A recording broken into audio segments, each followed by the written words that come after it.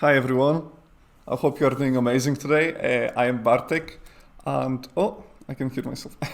I am Bartek, and on behalf of Transfuser UK Games Fund, I've got the honor of presenting you with the ProtoPlay games, and this stream is gonna be running over 3 days. So today is day one. I'm gonna be showcasing some amazing games, and yeah, just looking forward to having you guys enjoy the content. And I'm curious to see what the developers got to say about their games. Throughout the stream, if you type exclamation mark in chat with the team name being a placeholder, you can get a list of links in the chat of any social media that the teams might have. So please make sure you try to engage in that if you like any of the games to see what the teams got to offer and try out the games yourself, perhaps. Yeah, without further ado, I'm gonna start with Knights of Borria and see what game they created for ProtoPlay. And let's see if we got... I'm gonna be chatting to Chris, who's one of the developers of Knights of Borria. Hello, Chris. Hi there, how are you doing? Just nice. My morning has started a while ago. I'm excited to check out your game. So, what's the game that you created for us? Rustbreaker. It's like a roguelike experience where you create and design your own like massive vehicle and like crusade across the wastelands. So get these little rooms as you go across from one like random node or event to another, and you get to hit yourself against other giant war machines. I see. So where did you find the inspiration for this sort of game? It looks very much like a strategy game, sort of. At least from the UI point of view, I would say. Yeah, when we first came up with like what we were gonna do for it, because we've been working on this for about a year now. We looked at games that were already sort of out, so we had a good look at FTL, and we were like, oh, we want to kind of make something that's a little bit like that. And then we were like trying to figure out how to do it and where we could build upon. And we went through all these different designs and finally we sort of settled on. It is basically like a strategy roguelike. We got to this point where we were like, we wanted to be Mad Maxy, and that sort of gives itself a lot of you have to be really quick and like speedy if you're gonna be Mad Maxy, and we're like almost like a bullet hell. And then we sort of took a step back and we're like, yeah, we can't really do that with what we were trying to do. So it sort of created its own style from necessity, if that makes sense. I see. It's looking. I definitely can see the Mad Max inspiration coming through with the sort of creating this death trolley, you could call it. Yeah, we call them trawlers just to like get away from the idea of calling them like vehicles or ships or anything. But honestly, they're just massive like war rigs that just chew through things. I see. What was the sort of like the most challenging thing when you were trying to settle on the theme actually? Like before you came to a conclusion, okay, this is gonna be a Mad Max but with a trolley strategy game. What was your sort of design process to get there? Well, it was like settling on something that was realistic, because we're a team of 4 people, and like when we first started it, we were a team of 3, and it was like, what can we actually do? So we had a look at like a bunch of prototypes for a bunch of other stuff, and then we took a step back again, and we were like, hey, we can't make anything that's 3D because we don't have the skill set for it. We have some pixel art in amongst us, and then we sort of built upon that. Then we built upon what we liked ourselves. But like definitely the hardest bit was just being like, yeah, we gotta let this other prototype go, because we're just not getting married to our work. If that makes sense. I see. Yeah, absolutely. I understand. With that in mind, is there anything you would change if you had the opportunity? I don't know. Like going back, like I'm just thinking now. If I went all the way back to the start when we were designing it, there are like pipeline things, so it's not like really things about the game itself. It's more like how I would have approached it. So there were issues really early on where I sort of got trying to think of the correct word. Like I sort of focus on like one small element. Where it was like, yeah, we just need to really put it in and just move on. But I don't really know. Like we all could have done more, sort of like leading into the artwork or something. I kind of like how it is and where it's gone. It sort of goes through these iterations of being like something that's we look at every day, and then I don't know, we'll do like a sprint of work in 2 weeks, and suddenly the game will have increased by like 30%. We're like, wow, this is doing pretty well. I see. I mean, you sound very, very proud of the project, which is very good, and it seems to be you got quite the polished result. So I think you did quite amazing with the scoping of your project, to be fair. Yeah, thanks. We designed it so that we could always do additional biomes. So at the minute you can see we're doing, there's like a battle in this arena which is in the desert biome, yeah, because it's set on this like a post-apocalyptic planet. We set it up so that once we got all the core systems in, which are, once we got all the core systems in, we can then just keep adding additional content. So we've got like, in the works for the future, we've got things such as the cold biome, the sort of like molten scorched land biome, everything like that. Just so that we're like, oh, okay, we can just focus on this month, and then, you know, oh, okay, once that's pushed, once that's done, we're sort of in good stead. I see. The game is looking very fun. Would you be considering different biomes having different physics for the vehicles? Yeah, so it's actually kind of funny. The other day, me and the programmer Max were discussing how to make the biomes be more than just, hey, this is the desert but it's snow, or hey, this is the desert but it's ash, or something. I see. And a lot of that sort of comes from like ideas of how the environment will play into the gameplay. So using the cold one as an example, we may have bits of ice that would potentially you'd slide, or like there'd be less traction, so you'll have like a slidey effect on your troller, making the battles a little bit difficult. Or there'll be, not to spoil it too much, but there'll be additional things where it's like, oh, you'll go into a map and there'll be obstacles in the game world which potentially could unthaw or come to life in some way because the cold has made something dormant. Just different ways of playing on it and just making the most of what we've got. I see. Yeah, that sounds great. I'm just wondering, in terms of being part of this huge community of devs, you know, everyone is making their games, coming in with some wonderful ideas, very fresh ideas, which is always nice to see when you got the indie developers teams.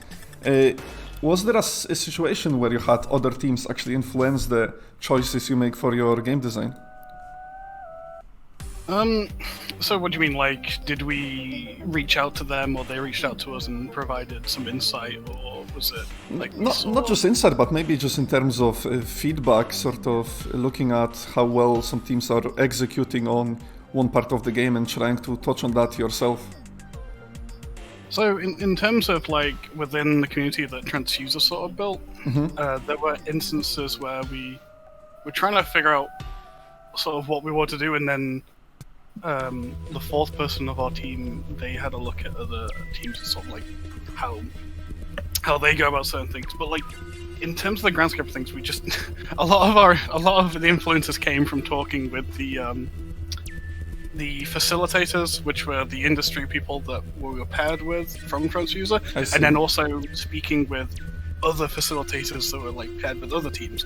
We got so much information out of them. It was like it was just like it's like the clouds had parted and like this light shined down, and we were just like, you're doing this wrong, and it's just like, thank you. It was really like, okay, everything was always given with like, hey, but it's your game. You know, you don't have to take what I say. Yeah. But a lot of it was just like a godsend. So you were very open to the feedback, yeah. Yeah, I mean, it's we sort of like stepped away from the idea that we're making a game for ourselves quite a long time ago, because we're trying to make a game for other people. So you know, getting that feedback from essentially what is our audience. That's the main thing, right? Yeah, absolutely. Speaking of your audience, what is your audience? What's the aim of your audience? What's the target market? Right. So puts on like business hat. No, it's we like quite a while ago when we first came up with the idea of the game, we sort of did a lot of poking and looking around because this isn't just like a game that we want to make to be like, hey, we can make games. You know, this eventually one day we want to sell this game because we want to start our indie business up from it. Mm-hmm.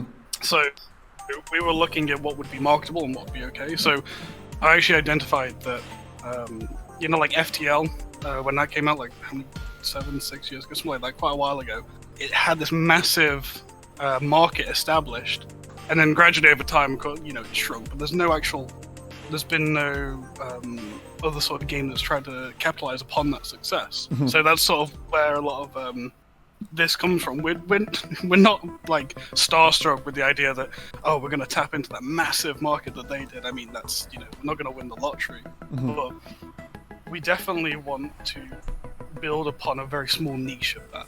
If we can get the tiniest tiny piece of that, that would be absolutely ace. Because they're the sort of people that are market. It's that market that was established by FTL back then. Yeah. I think what's very good is that you're just focusing on executing the project and the scope you had without having the high hopes for it. Which I'm not saying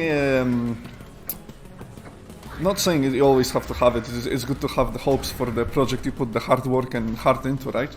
But in the game development sort of market, it's good to just get things done and learn from it. And I think your team is executing on it quite well. At least it sounds like it, and it looks like it. Yeah,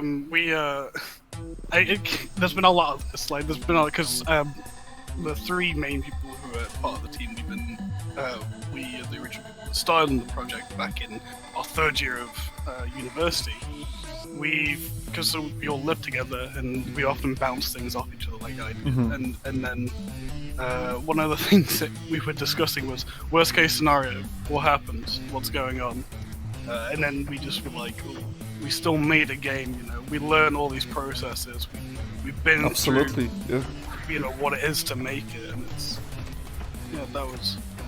we always got that experience to rely back on as well. Yeah, that's awesome. Have you had any testing happening? Any feedback from players that came your way on your game? Yeah.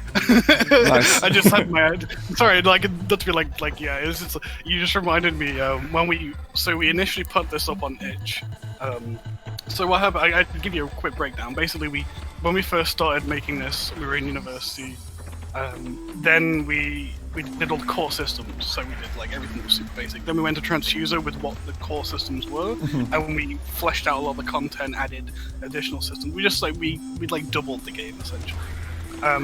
But when we first released that very simple, basic, super, I wouldn't even call it a super alpha. It was even before that, it's a skeleton. I see. We got we put it up on Itch, and this guy, the people who played it did a playtest. He submitted a 4-page document of feedback. Wow. And I was it was we're expecting to be oh yeah, this is okay, or hey, this is. Have you considered doing this, or are we still this is in progress, or anything like that? But I was not expecting a literal written essay, which was both amazing and terrifying, if that makes sense. It was oh god. I can tell you for sure though, that guy is part of the target market you should be looking at. Yeah, well, I was a very passionate player. Yeah.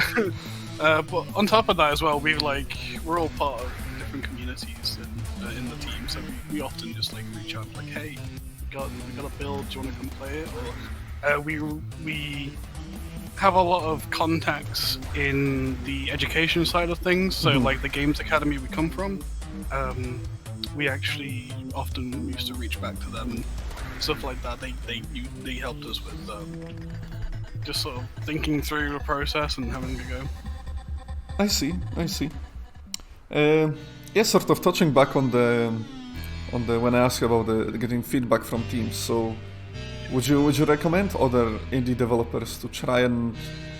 I mean, it's an obvious answer, but from your perspective, how much do you think you wouldn't be able to achieve if you didn't ask the higher ups, the veterans of the industry, about the direction for your game?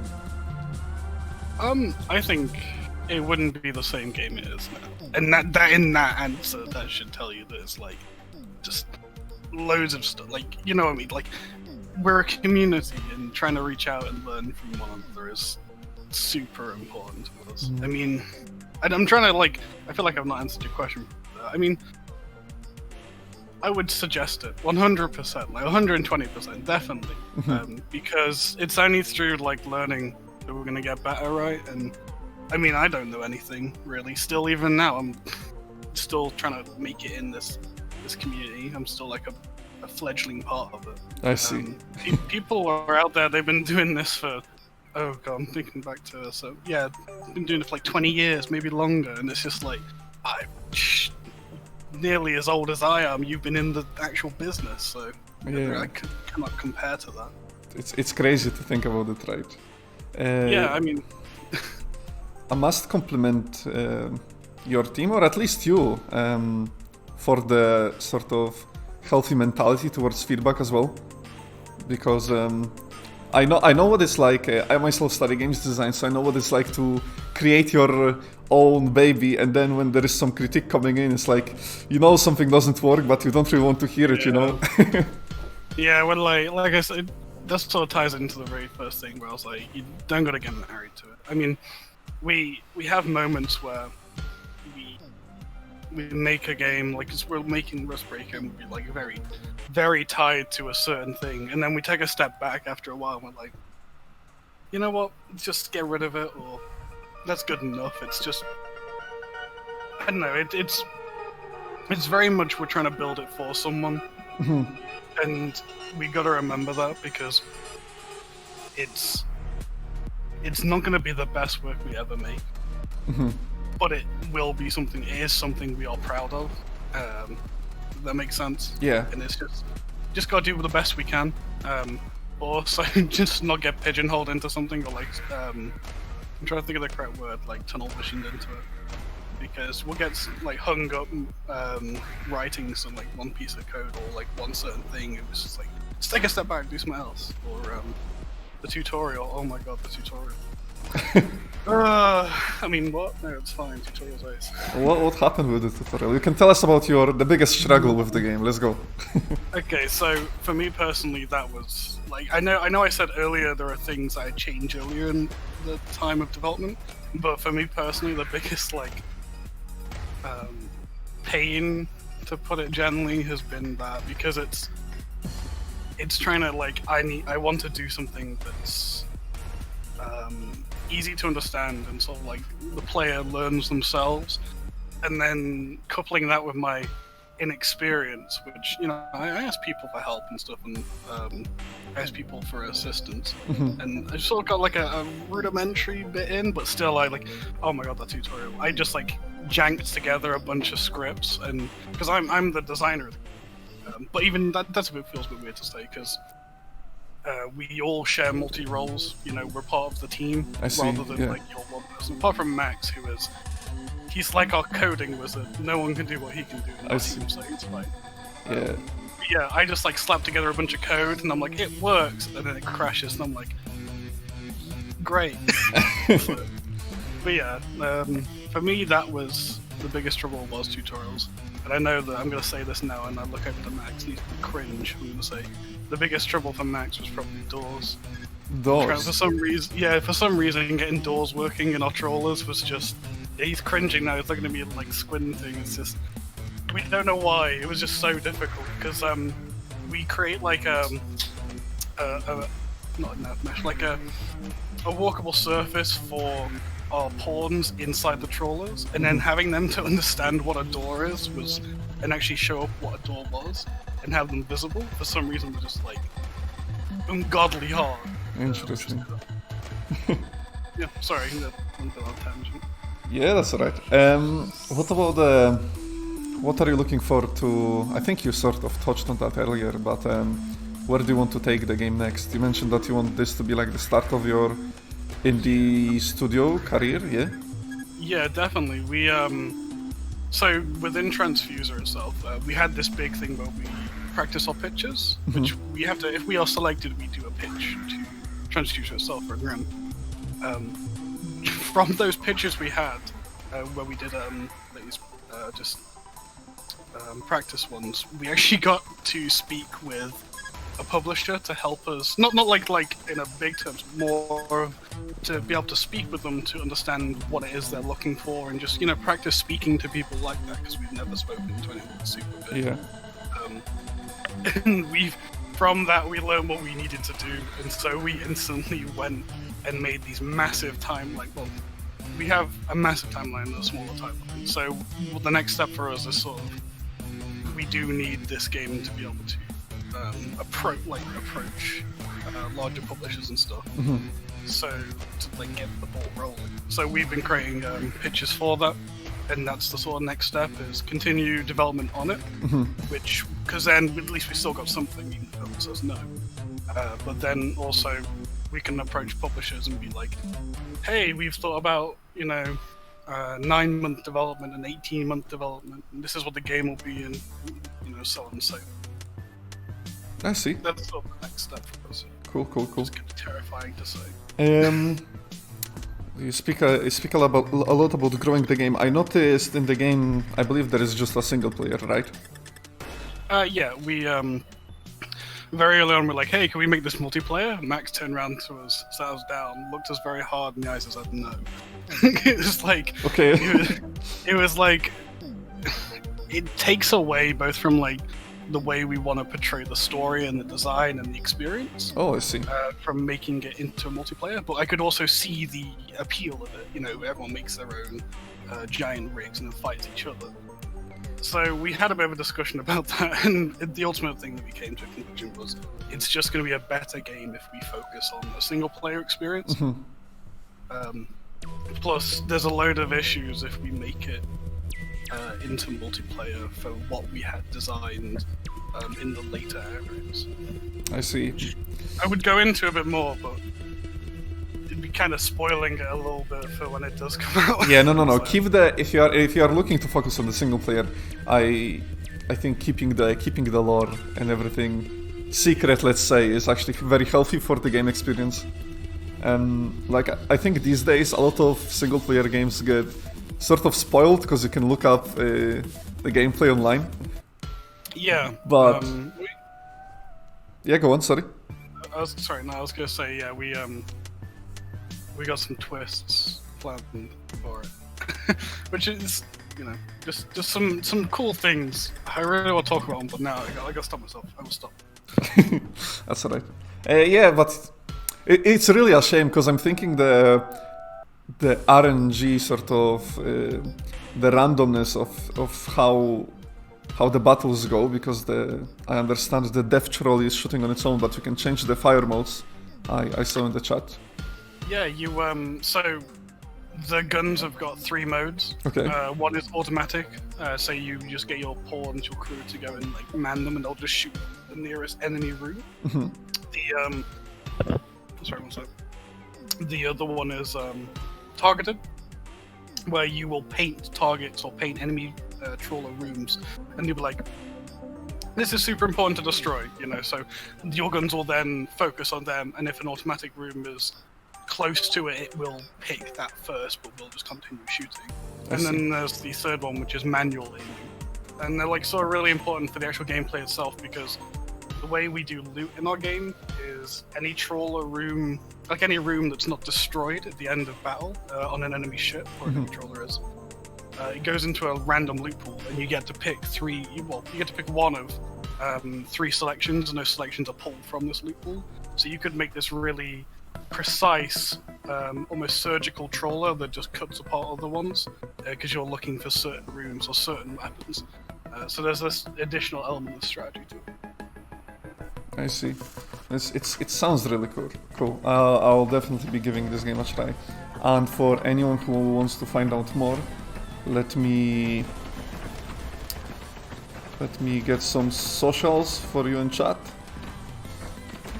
At Borria Twitter. There you go. You got the website of Knights of Borria, and you got the Twitter Borria, where you can find out more. Right, we're coming close to our time slot, let's say. I really enjoyed chatting to you though. I think the game, I'm really pleasantly impressed with the approach that your team had towards your project. I think it's extremely healthy. It's really nice to see. And the results are there, you know. The game is actually looking quite polished for what you've done. It's like 30%. Like, gotta love the team stuff. It's okay, you can cover it up with nice graphics. Cheers, thank you. Nice talking to you. Thank you very much. And we're gonna take a short break and then we are gonna be back with our next game. Short break, 5 minutes, and then we are back on live. See you guys soon.